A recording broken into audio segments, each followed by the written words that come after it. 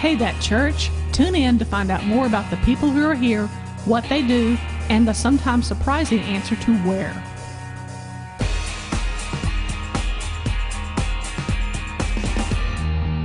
This week we hear from RicShon Talbert. She attends the services each week and invites others to watch with her.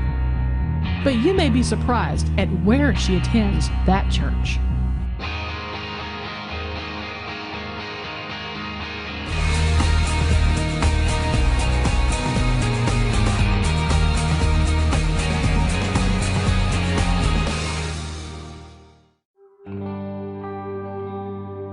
My name is RicShon Talbert, and I have been coming to that church since October of 2008.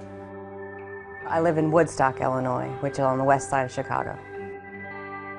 I came to Mercy's Cross and it was big. God is big on the small, and I have it on my computer. I think that's maybe why I downloaded the first one, was because I go back occasionally and listen to Big and to see, what was it in that message or whatever that, I just grabbed onto and didn't let go. And I say God had a hold of me the whole time, but I didn't grab onto Him until that morning at Mercy's Cross. And I just was in the back row and fell to my knees and just let it all go. And I ended up getting baptized, and it was the most amazing experience of my whole life. I don't remember ever being happier than that moment. It was another chance to start again, I guess, and I really felt pure.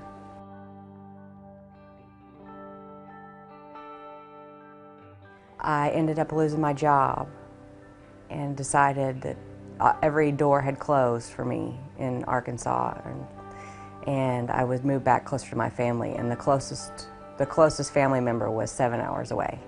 So I moved to Southern Illinois, and I moved in with my grandparents, and they didn't have internet. So to keep up with Mercy's Cross, I would go to the truck stop and download my podcasts, so just to keep up. And you meet a lot of interesting people at the truck stop.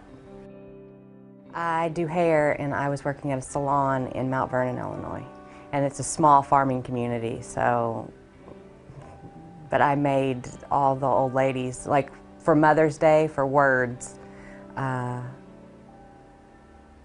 I made everyone at the salon one afternoon listen to words, and then I ended up making copies for people just because they liked it so much.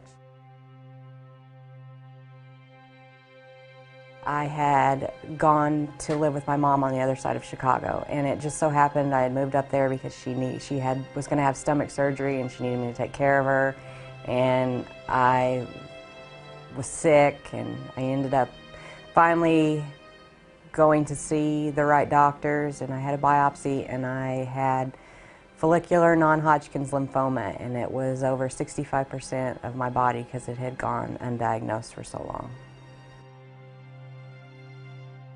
And I had people all over the place praying for me. I went out on prayer requests on Facebook, and I get letters from these people who don't have any idea. I have no idea who they are, but they're praying for me, and it's been a really amazing experience.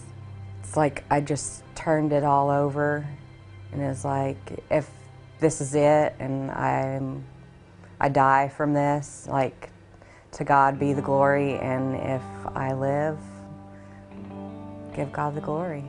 I started chemotherapy immediately, and within 2 months I had a clean scan.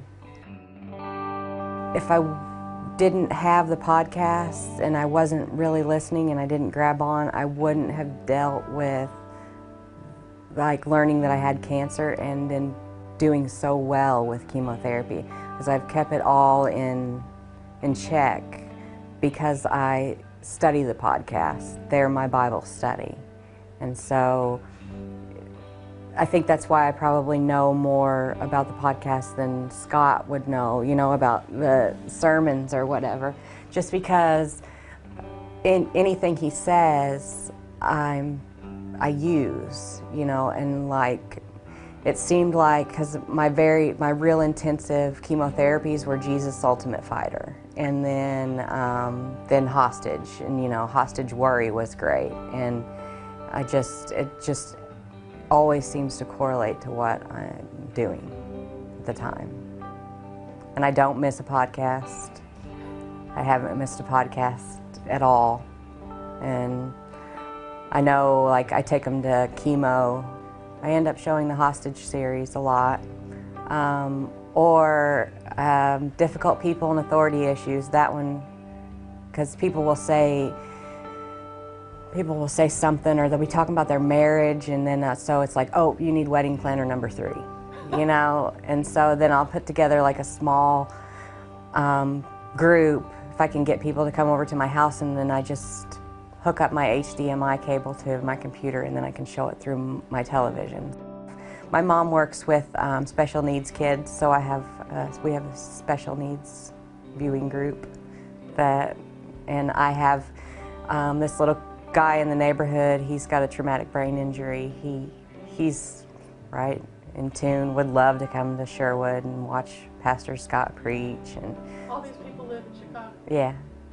I call it, and I don't want to be discounting it at all. I'm not trying to discount it. But I call the podcast Jesus for Dummies and the Bible Cliff Notes. Just because I needed that through like college or whatever, just to get it. And it's like, as soon as I turned it on, I get it. He breaks it down real where I just get it. Is there anything that we as a church can do for you? I think you guys are probably already doing as much as you could possibly do. I mean, I'm 13 hours away, but I'm plugged in